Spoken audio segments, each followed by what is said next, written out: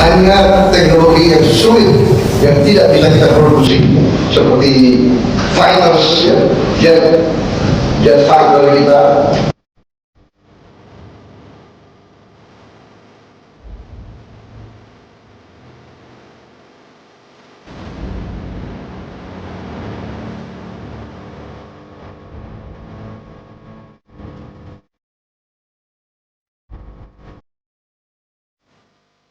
Prabowo resmi tinggalkan KF-21 Borame, kini pilih jet tempur siluman KAAN Turki, transfer teknologi. Jadi kuncinya?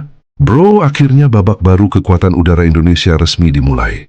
Setelah bertahun-tahun ikut mengembangkan jet tempur KF-21 Borame bersama Korea Selatan, Indonesia kini memutuskan mengakhiri skema kerja sama pengembangan tersebut. Langkah ini langsung bikin heboh karena banyak yang bertanya-tanya, kenapa Indonesia memilih mundur? Salah satu isu yang paling sering dibahas adalah soal transfer teknologi. Seiring renegosiasi kerjasama, cakupan alih teknologi yang diterima Indonesia menjadi jauh lebih terbatas dibandingkan rencana awal. Akibatnya, manfaat industri yang diharapkan untuk PT Dirgantara Indonesia juga ikut berkurang. Nah, disinilah strategi baru Presiden Prabowo mulai terlihat. Bukannya berhenti membangun industri pertahanan, Indonesia justru berbelok ke Turki.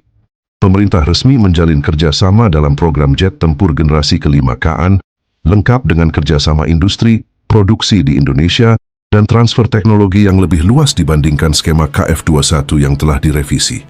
Kalau semua rencana ini berjalan sesuai target, Indonesia bukan cuma membeli pesawat tempur canggih. Indonesia juga berpeluang menguasai teknologi penting, mulai dari proses perakitan, manufaktur komponen, pemeliharaan, hingga peningkatan kemampuan industri kedirgantaraan nasional. Artinya, cita-cita Indonesia menjadi produsen pesawat tempur kelas dunia masih tetap hidup, bahkan kini melalui jalur baru bersama Turki. Jet tempur KAAN sendiri digadang-gadang sebagai pesawat tempur generasi kelima dengan kemampuan siluman, radar AESA modern, sensor canggih, serta kemampuan bertempur dalam peperangan jaringan masa depan. Program ini memang masih terus dikembangkan, tetapi Turki membuka peluang kerja sama industri yang lebih besar bagi Indonesia. Kalau strategi ini sukses, bukan tidak mungkin suatu hari nanti pesawat tempur generasi kelima hasil kolaborasi Indonesia-Turki akan diproduksi di dalam negeri dan menjadi kebanggaan industri pertahanan nasional. Kalau dipikir-pikir, langkah ini sebenarnya cukup masuk akal, bro. Di era sekarang, yang paling mahal itu bukan beli pesawatnya, tapi ilmunya. Negara yang cuma bisa beli bakal terus bergantung sama negara lain. Mau upgrade harus izin, mau ganti komponen harus nunggu. Bahkan urusan suku cadang pun bisa bikin pusing kalau situasi politik lagi memanas. Makanya banyak negara sekarang lebih ngincer transfer teknologi daripada sekadar belanja alutsista. Bayangin aja, kalau insinyur Indonesia bisa ikut belajar langsung proses desain, produksi, integrasi sistem, sampai perawatan jet tempur generasi kelima. Efeknya bakal luar biasa buat industri pertahanan nasional. PT Dirgantara Indonesia bisa naik kelas, rantai industri dalam negeri ikut bergerak. Ribuan insinyur muda punya kesempatan menguasai teknologi yang selama ini cuma dimiliki segelintir negara. Tapi jangan salah, bro, jalan menuju itu semua juga nggak bakal gampang. Program KAAN sendiri masih terus dikembangkan, artinya masih ada tantangan teknis, biaya yang sangat besar,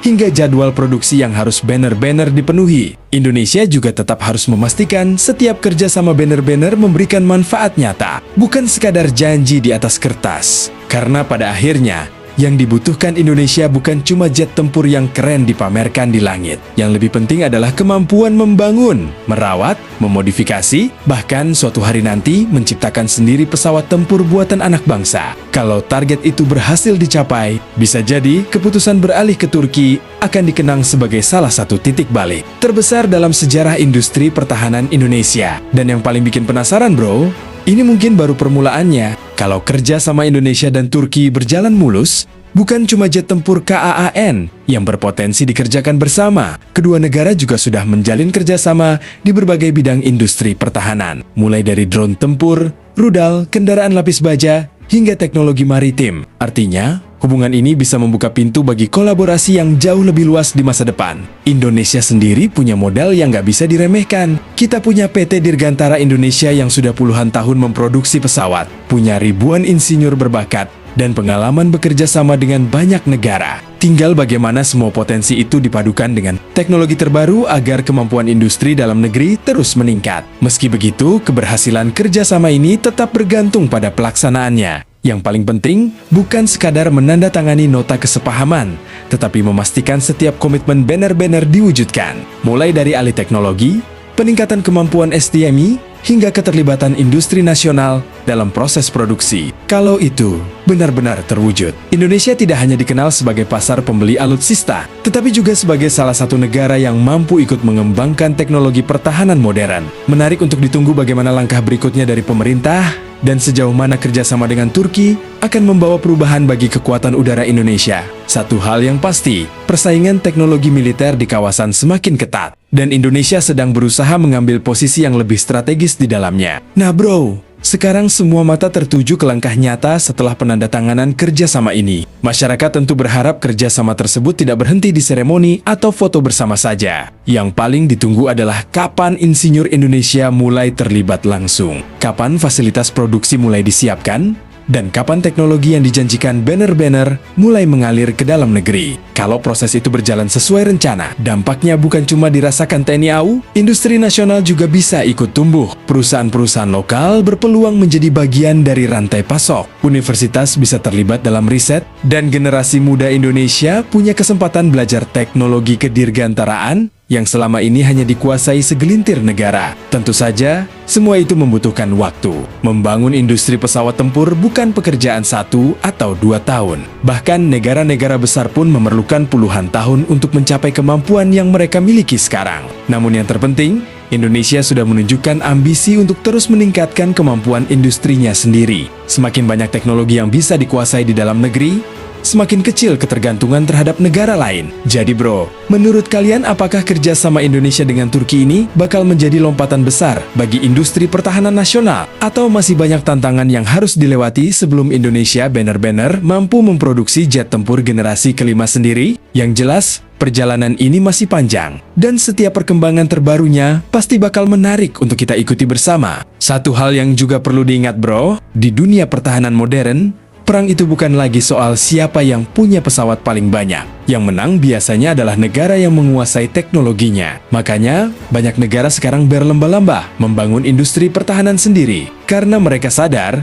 saat terjadi konflik, belum tentu negara lain mau terus memasok suku cadang, amunisi, atau memberikan dukungan teknis. Kalau Indonesia berhasil memperkuat kemampuan industrinya lewat kerjasama seperti ini, manfaatnya bisa terasa dalam jangka panjang. Bukan hanya untuk memenuhi kebutuhan TNI AU, tetapi juga meningkatkan kemampuan riset, manufaktur, dan inovasi di sektor kedirgantaraan. Namun, semua itu tetap membutuhkan komitmen yang kuat. Transfer teknologi tidak otomatis membuat suatu negara langsung mampu memproduksi jet tempur canggih. Dibutuhkan investasi besar, sumber daya manusia yang kompeten, fasilitas produksi yang memadai, serta proses belajar yang bisa memakan waktu bertahun-tahun. Karena itu, keberhasilan kerjasama ini nantinya akan diukur dari hasil nyatanya. Apakah Indonesia benar-benar memperoleh peningkatan kemampuan teknologi? Apakah industri dalam negeri semakin mandiri? Dan apakah manfaatnya bisa dirasakan dalam pengembangan alutsista buatan anak bangsa? Kalau semua target itu tercapai, bukan tidak mungkin beberapa tahun ke depan Indonesia akan berada di posisi yang jauh lebih kuat dalam industri pertahanan global. Dan itu tentu menjadi kabar baik bagi masa depan kemandirian pertahanan nasional. Pada akhirnya bro,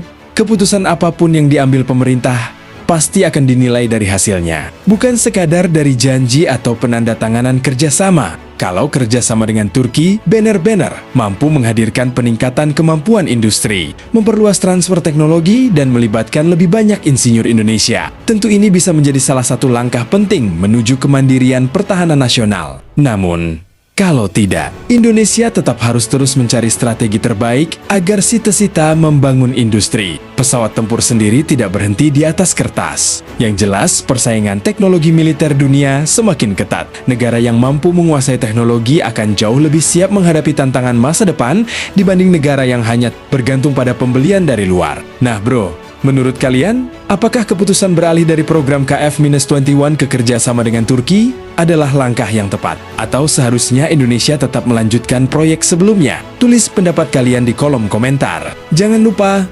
like, subscribe, dan aktifkan lonceng notifikasinya supaya kalian gak ketinggalan update terbaru seputar dunia militer, teknologi pertahanan dan perkembangan alutsista Indonesia. Sampai jumpa di video berikutnya.